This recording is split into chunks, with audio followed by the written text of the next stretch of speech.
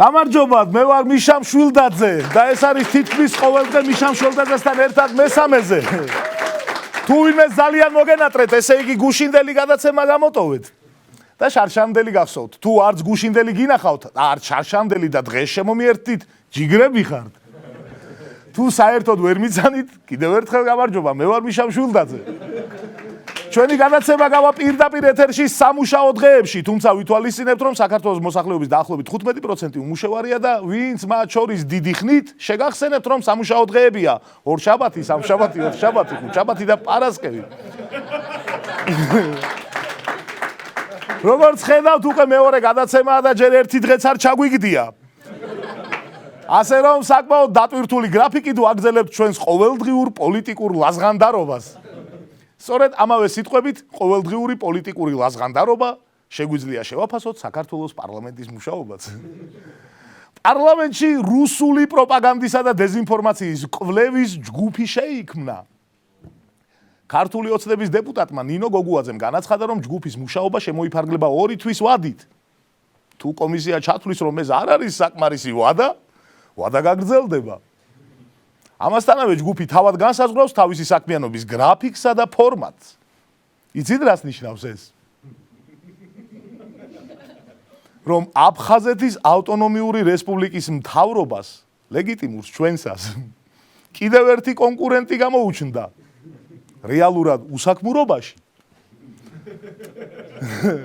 მაგრამ შეგვიძლია უფრო პოეტურადაც ვთქვათ, გაურკვევლობის ინერციაში. ევროპულმა საქართველომ და ნაციონალურმა მოძრაობამ კომიტეტის ხდომაზე დაადასტურეს, რომ მზად არიან ჩაერთონ ჯგუფის მუშაობაში. აი პატრიოტთა ალიანსს კი ზუსტი პასუხი არ დაუფიქსირებია. ასე რომ როგორც ჩანს, მეგობრებო, პირველი სამუშაოც მანდვე გამოგიჩნდათ. დაიწყებს ახლა ეს ჯგუფი მუშაობას და როგორც კი გამოიკვლევენ, რომ თვითონ ამ ჯგუფში არც ერთი დეზინფორმატორი და აგენტი არ არის, მერე უკვე იმედია დანარჩენ ქვეყანასაც მიხედავენ. აქვე ერთი საინტერესო სტატისტიკური ამბავი. საქართველოს სტრატეგიული ანალიზის ცენტრის დამფუძნებელმა ნოდარ ხარშილაძემ განაცხადა, რომ საქართველოში ბოლო 6 წლის განმავლობაში არც ერთი რუსი აგენტი არ გამოვლენილა. აბა რა ვთქვა, ყოჩაღ აგენტებს ვიღაცა მაინც სინდისი დაკეთებს თავის საქმეს ამ ქვეყანაში. მიუხედავად იმისა, რომ საპრეზიდენტო არჩევნების წინ ვაშაძეს და ზურაბიშვილიც ერთმანეთს რუსეთის აგენტებს ეძახდნენ, როგორც აღმოჩნდა, რუსეთს საქართველოში აგენტი არ ყავს. აზე ხართ, რა ცუდი ტიპები არიან, ქვეყანაში 2 მილიონი უმუშევარი ყავს და ეს წუწურაკები ერთსაც არ უხდიან ხელფას. ამასთანავე 2018 წელს არც რუსეთს გამოუვლენია თავის მხრივ საქართველოს აგენტი. ანუ შეგვიძლია რაღაცეებზე შეთანხმება, ხო? ამ თემასთან დაკავშირებით ჩვენი კორესპონდენტი გაესაუბრა გამვლელებს. იმ ფონზე, როცა ამერიკის შეერთებულ შტატებში აღძრულია საქმე ამერიკის პრეზიდენტის არჩევნებში რუსეთის გავლენის შესახებ. საფრანგეთში იძიებენ რუსეთის სპეცსამსახურების კავშირებს პარიზის ქუჩებში მასობრივ არეულობებთან. დიდ ბრიტანეთში ინდივიდუალური ატომური ბომბებით ხოცავენ ადამიანებს. და არ არსებობს ახლო ან შორეული ქვეყანა, რომლის შიდა პრობლემათა ჩამონათვალში საშინაო საქმეებში რუსეთის ჩარევა არ იყოს ჩამონათვალში. ნახოთ, რას ფიქრობს ხალხი ქუჩაში იმ ქვეყნის დედაქალაქში, რომლის ტერიტორიაც ოკუპირებული აქვს რუსეთს.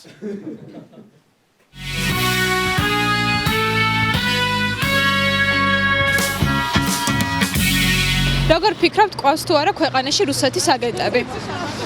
1-2. ეხ ბატონო ყავს. რამდენიც გინდა თვითონ მთავრობაც რუსეთის აგენტია.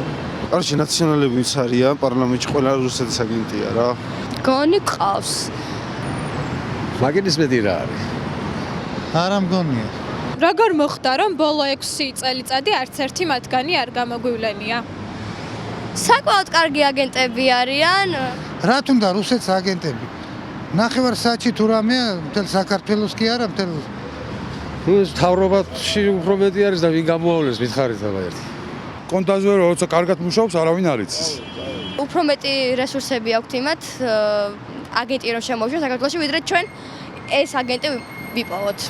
აქ თქვენ ვამბობთ ფარულ აგენტებზე და რა კი აშკარა აგენტები გამოდიან ასპარეზზე. ფარული აგენტების მუშაობა ნაკლებად საინტერესოა სპეცსამსახურებისათვის. აი ამაშია საქმე.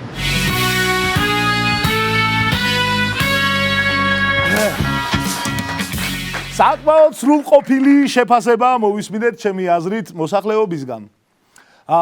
ასეთი მდგომარეობა გვაქვს, თუმცა შესაძლოა, რომ ახლო მომავალში ამ არარსებულ რუს აგენტებს სამშობლოსთან კავშირი გაუძნელდეთ. რუსეთის დუმამ პირველი მოსმენით მიიღო კანონი, რომლის მიხედვითაც რუსეთი ცოტა ხნით გლობალურ ინტერნეტს გამოეთიშება. გავაგარეთ, გაივლის, გამოივლის, ჰაერს ჩასუნთქავს. სულ სახში ხო არ უნდა იჯდეს. სუვერენული ინტერნეტის კანონი. ასე ქვია კანონს, რომელიც დუმამ მიიღო უკვე პირველი მოსმენით, როგორც აღნიშნე. პუტინმა სუვერენული დემოკრატია მოიგონა ჯერ, რაც აღმოჩნდა, რომ თურმე ნიშნავს იმას, რომ ვინც არ მოსწონს, ხოცავს. ამიტომ ეს სუვერენული ინტერნეტიც უკვე საშიშად ჟღერს.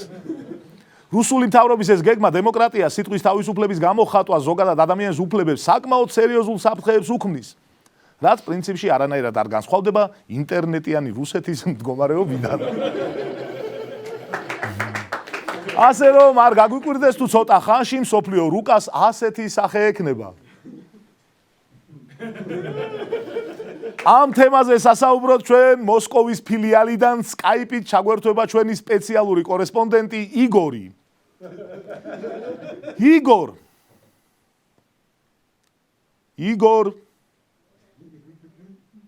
იგორი ვერ ჩაგვერთო, ინტერნეტი არ არის. ამგვარად, მეგობრებო, რუსეთი არის ქვეყანა, რომელმაც გადაწყვიტა, რომ აფხაზეთი და ცხინვალის რეგიონი სჭირდება, ინტერნეტი კი არა. და ისე ოკუპირებულ ტერიტორიებთან დაკავშირებითაც გვაქვს ნიუსი. საქართველოს პარლამენტი აპირებს, რომ ქვეყნის ტერიტორიული მთლიანობის დარღვევით შედგენილი რუკის დამზადება, გავრცელება, რეკლამირება, რეალიზაცია, შემოტანა ან გატანა სისხლის სამართლის დანაშაულად გამოაცხადოს. ამგვარად, არამთლიანი საქართველოს რუკის გამოყენება დასჯადი ხდება საქართველოს არამთლიან ტერიტორიაზე. სევდიანი ამბავია. თუ ასეთ რუკაში შეხვეული მარიხუანით დაგაკავებენ, საერთოდ ცუდადაა შენი საქმე. ასევე გაურკვეველი რჩება, თქვა და რუკა არა ტერიტორიების დაკლებით გაყალბდა, არამედ ცოტა ზედმეტი ტერიტორია რო დავამატოთ. მაინც თუ დაგვჯიან, აი ნიკოფსიიდან დარუბანდამდე გაჭიმული საქართველოს რუკა რომ გამოვიყენოთ. ახლა კი რუბრიკა პრინციპში ჩვენ ხომ თითქმის ეგრე მოვიქეცით. უნგრეთის სახელმწიფო გენოფონდის გასაზრდელად საკუთარ მოქალაქეებს ფინანსურ დახმარებას თავაზობს. ყველა ვინც 3 შვილს გააჩენს, სახელმწიფო 15,000 ევროს ოდენობით კრედიტს დაუფარავს. როგორც გახსოვთ, ჩვენთან წინა საარჩევნო დაარსდა 2 მილიარდით დაფინანსებული ვებსაიტი ვალიჯი. ოღონდ სახელმწიფომ არ გვინდა თქვენი გამრავლება. ოღონდ სალომე აირჩიეთ და ყველა ვალს გაგინულებთო. ანუ ხო რა, თითქმის ეგრე მოვიქეცით ჩვენც. თითქმის მსგავსი ინიციატივა ემზარკვიციანსაც ჰქონდა. საქართველოს პარლამენტში ემზარკვიციანმა განაცხადა. ჯერ ერთი ის, რომ ზოგადად შესაძლებელია ამ ფრაზის თქმა, საქართველოს პარლამენტში ემზარკვიციანმა განაცხადა. უკვე არის ქვეყნის ერთ-ერთი უმთავრესი პრობლემა. ხოდა ემზარკვიციანმა საქართველოს პარლამენტში განაცხადა, რომ გამოცდების გაუქმება ერის გამრავლება შეუწყობს ხელს. თუმცა რა თქმა უნდა, უძველეს ტრადიციულ ქვეყანაში ნებისმიერი კავშირი ჭეშმარიტ სიყვარულზე უნდა იყოს დაფუძნებული, რაც ასევე გაითვალისწინა საქართველოს მთავარმა კუპიდონმა. და შემოგთავაზა აგენტების სპეციალური დანაყოფის შექმნა, ეს ნამდვილი ამბავია. რომლებიც ივლიან ქუჩაში და აფიქსირებენ შეყვარებულებს და დააკვირდებიან მათ, რათა საჭიროების შემთხვევაში ემიგრანტების მიერ დაფინანსებული ფონდიდან დახმარება გაუწიონ. საჭიროება კი დგება იმ შემთხვევაში, თუ აგენტები შეგატყობენ, რომ წრფელი სიყვარულით კი გიყვართ ერთმანეთი, მაგრამ ბანკი კრედიტს მაინც არ გაძლევთ. ანუ თუ თქვენს მეწყვილესთან ერთად მიდიხართ პარკში და შეამჩნიეთ, რომ ბუჩქებში ვიღაცა ზის, უკვე ორი ვარიანტი გექნებათ. ან ემზარკვიციანის აგენტია, ან უბრალოდ ანანისტი. ან ორივე ერთად, რაც უფრო სავარაუდოა. ახლა უკვე შეგვიძლია აშკარად დავინახოთ, რა პუნქტებისგან შედგება ემზარკვიციანის გეგმა ქართული გენოფონდის წამოსაწევად. პირველი ეტაპი ვაუქმებთ გამოცდებს, რომ ახალგაზრდებს მეტი დრო ჰქონდეთ ერთმანეთთან გასატარებლად. მეორე ეტაპი აგენტების საშუალებით ვაკვირდებით შეყვარებულებს და თუ მიჯნურობის ჭეშმარიტი ნაპერწკალი შევატყვეთ ემიგრანტების მიერ გაუმუშავებელ ფულს ჩუქნით. და მესამე ეტაპი გრძალავთ ნანუკა შოუს, იმიტომ რომ როგორც გახსოვთ, ნანუკა შოუს მაყურებლების 90% ოჯახები დანგრეული აქვს ემზარკვიციანის წინა განცხადებიდან. ჩვენ კი ზედმეტი რუდუნება შევახარჯეთ ამ ყველაფერს ისევ ნანუკამ რომ დაგვინგრიოს. მე კი ჩემი პირადი გეგმა მაქვს, ოღონდ მარტო ემზართან დაკავშირებით. ასე მგონია, რომ ამ ყველაფრის მიუხედავად, მაინც შეიძლება მისი გამოყენება ქვეყნის საკეთილდღეოდ. თანაც ჩემი გეგმა მხოლოდ ორი ნაწილისგან შედგება. პირველი, ემზარის ყველა განცხადება უნდა ვთარგმნოთ რუსულად და მეორე, გაუგზავნოთ ვლადიმერ პუტინს. იქნების მაინც მიხვდეს რაოდენ არაეფექტურად და ქაოტურად იხარჯება მისი სიმწრით ნაშოვნი რუსული ფული. უნგრეთის მთავრობის მიდგომა უფრო სწორია თუ ემზარისეული, ამის გარკვევას თქვენ მოგანდობთ. მაგრამ არა, მე თვითონ გეტყვით. უნგრეთის. ახლა კი რუბრიკა ადამიანები ხუთნიშნა ხელფასებით. საპენსიო ფონდის დირექტორის ლევან სურგულაძის ხელფასი 15,000 ლარია. ცოტა კურიერის ნიუსს გავს. მაგრამ ეს ის შემთხვევაა, ხანდახან რომ მართალია ხოლმე. ანუ ამ კაცისთვის ახლა რა გამოდის? სახელმწიფოსგან იღებს ხელფასს. უხდის სახელმწიფოს საპენსიო გადასახადს. სახელმწიფო უმატებს 2%, როგორც დამსაქმებელი და კიდევ 2% როგორც სახელმწიფო. და ეს მთლიანი თანხა ხვდება ამ კაცის ხელში და ამაში სახელმწიფო უხდის 15,000 ლარს, საიდანაც ეს კაცი სახელმწიფოს უხდის გადასახადს და ასე შემდეგ. ანუ ეს კაცი და სახელმწიფო ერთმანეთში აშკარად მაიმუნობენ რაღაცას. თანაც თავად ლევან სურგულაძემ უკვე გადააბიჯა 40 წლის ასაკს, ანუ ამჟამად თვეში 300 ლარს იხდის თავისი ხელფასიდან საპენსიო ფონდში. დავაერთი 1 აპრილიდან დავაკვირდეთ, დარჩება და იქნება საპენსიო სისტემაში თუ დატოვებს, ისარგებლებს შესაძლებლობით.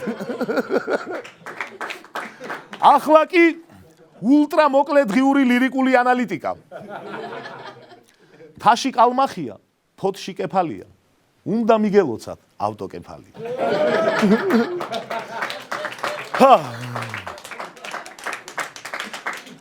მოსალხენი ნიუსები გადაცემის ბოლო ნაწილისთვის მოვიტოვეთ.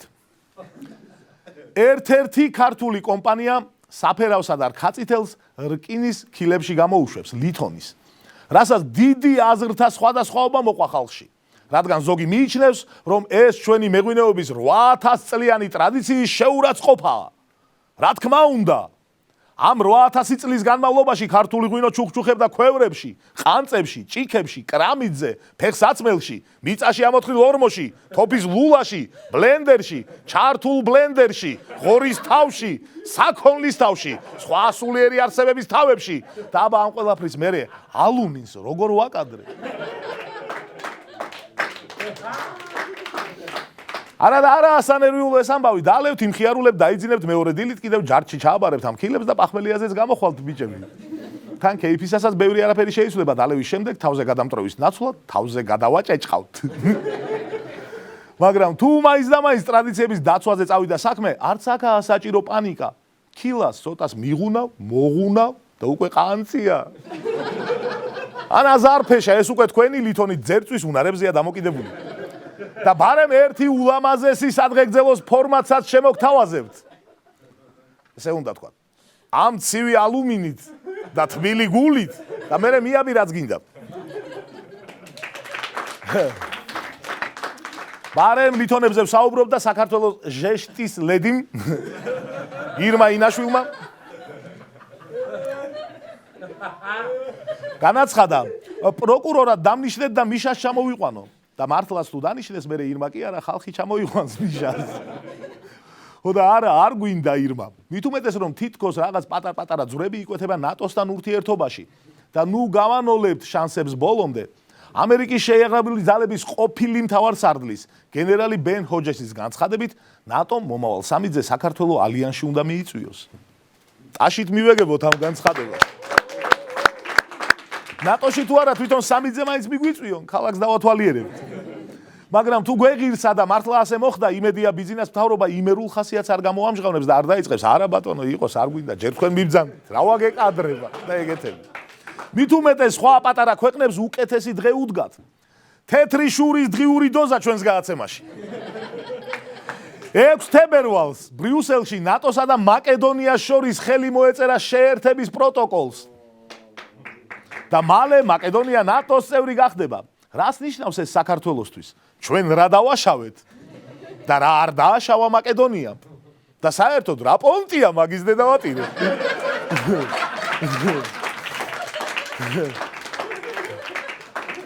ამ და სხვა საინტერესო თემების შესწავლა ვთხოვე ჩემს სცენარისტს, საერთაშორისო სამართლის მაგისტრსა და სახალხო მკვლევარს.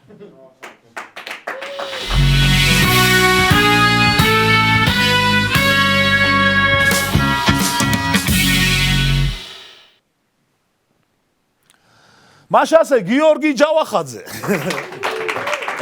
გამარჯობა. ჯავახ, შეკითხვა რომელიც ყველა ქართველს აინტერესებს. რატომ მაკედონია და არა საქართველო? მიშა, ცოტა შორიდან დავიწყებ. როდესაც ღმერთი მიწებს არიგებდა, მაკედონიელებს ეყოთ გამჭრიახობა და მიწა რუსეთის მეზობლად არ აიღეს. ხო, მაგრამ ჩვენ ხომ რაც შემოგთავაზეს ის ავიღეთ ჯავახ, რა ჩვენი ბრალია. რომ დავთვერით და მიწების დარიგებაზე დავაგვიანეთ, ეგ ნაწილი გამოტოვე, ხო? ოკეი, მომიგე. მე რა მოგიგე, წავაგეთ. დავუბრუნდეთ მაკედონიას. როგორი ქვეყანაა მაკედონია? ჩვენზე უკეთესი თუ ჩვენზე უარესი?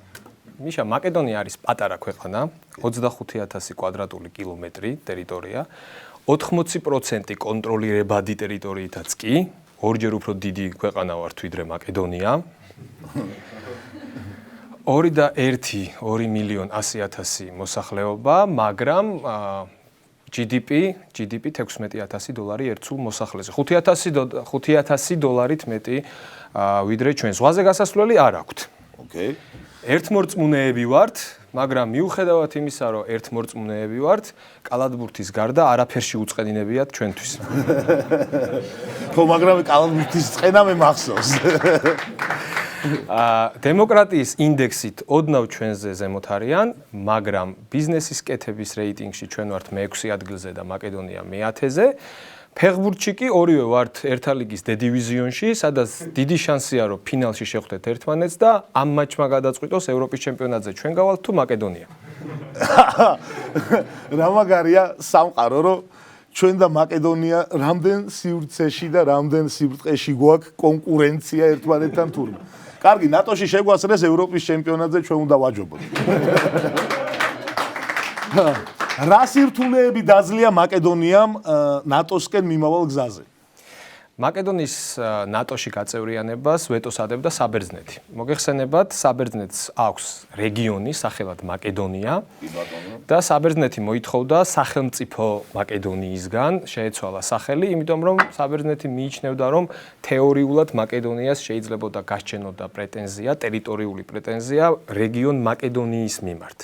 გარდა ამისა, ძალიან ფრთხილი ხალხი ყოფილა ბერძნები. გარდა ამისა, სახელმწიფო მაკედონია თulis რომ ალექსანდრე მაკედონელის ისტორია, მისი ისტორიაა, მაგრამ ამას არ ეთანხმება საბერძნეთი და ამბობს, რომ ალექსანდრე მაკედონელს არანაირი კავშირი არ აქვს სახელმწიფო მაკედონიასთან, სადაც ეხა დღეს არის მაკედონია. ცოტა რთულად ხო არ ახსენი? ნუ მე კი მივხვდი, მაგრამ აი ქართული მარში მივხვდება თუ არა არ ვიცი. მათთვისაც ახსნე. მოკლედ საბერძნეთმა და მაკედონიამ სახელისა და ვიღაც პიდარასტის გამო დახოცეს ერთმანეთს. კარგი და. როგორ დასრულდა ეს დავა საბერძნეთსა და მაკედონიას შორის? შეთანხმდნენ მაკედონია და საბერძნეთი, მაკედონიამ გადაირქვა სახელი და გახდა ჩრდილოეთ მაკედონიის რესპუბლიკა. და აქაც გამჭრიახობა გამოიჩინეს მაკედონიელებმა, თუ ნატოში მიგვიღებთო, სახელს რა მნიშვნელობა აქვსო, ჩრდილოეთ მაკედონია კი არა, თუ გინდა გასაგებია ჯავა. და რა მაინტერესებს? როდის მისცეს მაპი მაკედონიას?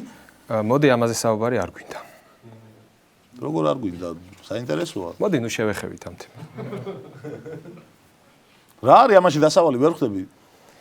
მაკედონიას მაპი მისცეს 1999 წელს და მაპის მიცემიდან 20 წლის შემდეგ გააწევრიანეს ნატოში და ჩვენ ჯერ მაპიც არა გვაქვს. ამის მოსმენა გინდოდა?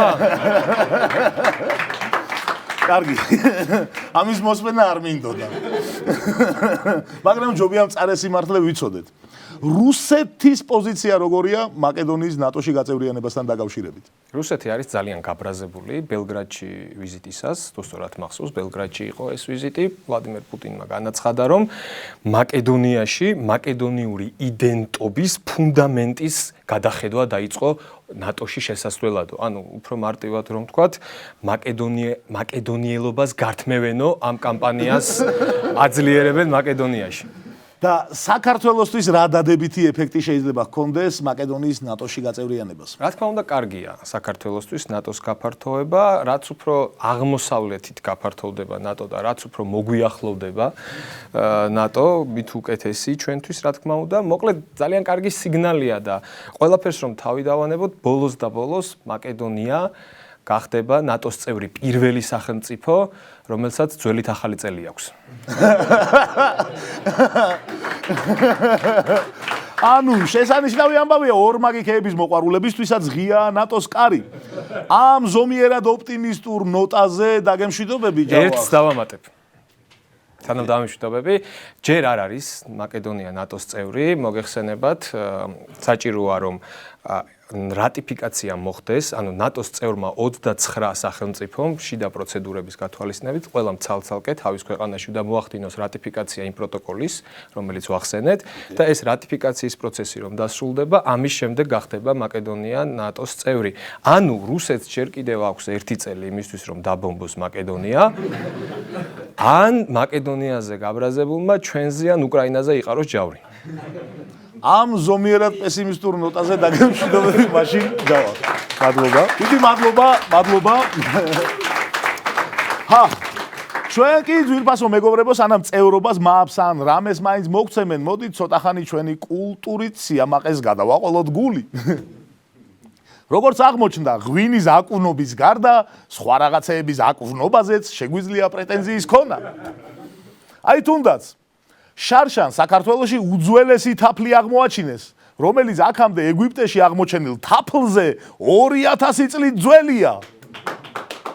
ანუ ის თაფლიც, რომელიც აქამდე უძველესი ეგონა ტუტანხამონის სარკოფაგში, რომელიც იყო, შეიძლება ქართული თაფლი ყოფილიყო. ანუ ტუტანხამონის მუმიფიკაციაც ქართულ თაფლში მომხდარიყო. შესაბამისად გამოდის, რომ თავად ტუტანხამონი იყო ერთ-ერთი პირველი გოზინაყი. განახლა ეს სიმართლეს რომ არ იყოს ჭორად ხომ მაინც ივარგევს. მით უმეტეს რომ ჩემი აზრით ქვეყანაში არ გვაქვს ჭორების საკმარისი რაოდენობა. არა, ახლა მედია საშუალებები კი ხშირად ავრცელებენ ჭორებს ცნობილი ადამიანების შესახებ, მაგრამ იქიდან რა არის ტყუილი და რა მართალი, მიდი ახლა და არკვიე. აი ამ ჭორებზე კი, რომლებსაც ახლა შემოგთავაზებთ, თავს დავდებ, რომ ჩვენი მოგონილია ყველა. თუმცა თუ რამდენიმე მათგანი მართალის აღმოჩნდა, იცოდეთ რომ უბრალოდ შემთხვევით გავარტყით. მაშასე ჩვენს მიერ მოგონილი ჭორების ათეული.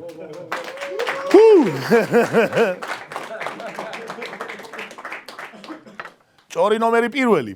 თურმე ირაკლი კობახიძე ერთადერთი ადამიანია, ვისაც ბიძინას ნაცვლად ბიძო არც ერთხელ არ უთქვამს. არც პირად საუბრებში, არც მეგობრებთან, ერთადერთხელ წამოცდენია სიზმარში.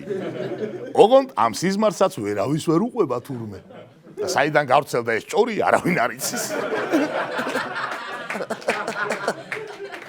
ჭორი ნომერი 2. თურმე თამაზ მეჭიაური და ზაქრო ქუცნაშვილი ერთი და იგივე პიროვნებაა. ანუ ორი სხვადასხვა ადამიანია, მაგრამ ერთი პიროვნება. ამის მნიშვნელობა ბოლომდე ჩვენც არ გვესმის, მაგრამ ჭორს რას გაუგებ? ჭორი ნომერი 3. ამბობენ რომ ირმა ინაშვილი მზესუმზირას შენჩოებიანად ჭამს.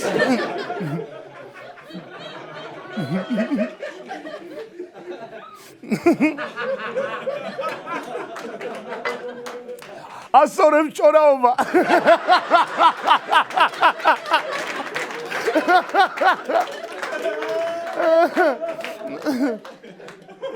ჭორი ნომერი 4, ყველაზე სიურეალისტური. თურმე ივანიშვილები თავიდან ივანიწვილები იყვნენ. და საპასპორტოში შეცდომით ჩაუწერეს. ივანიშვილი. ჭორი ნომერი 5 გავრცელდა ხმები, რომ თეიმურას გორჯესტანი კარიერას კომედი შოუში გააგრძელებს მიშა ამტყუაძის ნაცვლად. ჭორი ნომერი 6 გაგიკვირდებათ და განათლების მინისტრი თურმე ძალიან ნაკითხი კაცი ყოფილა.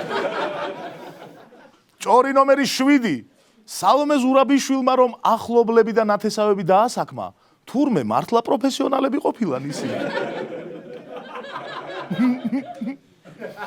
ჭორი ნომერი 8 თია წულუკიანი ხინკალს კუჭებიანად ჭამს. რა ადგილია. ჭორი ნომერი 9 ეს ჩემი საყვარელი ჭორია. მოსამართლეები, რომლებიც ადრე ცუდ რაღაცეებს აკეთებდნენ, ახლა თურმე კარგ რაღაცეებს აკეთებენ. ამას ძალიან მაღალ დონეზე ჭორაობენ. და ჭორი ნომერი 10 პირადი ცხოვრების ამსახველი კადრები არავისზე აღარ აქვთ. ეს იყო ბოლო.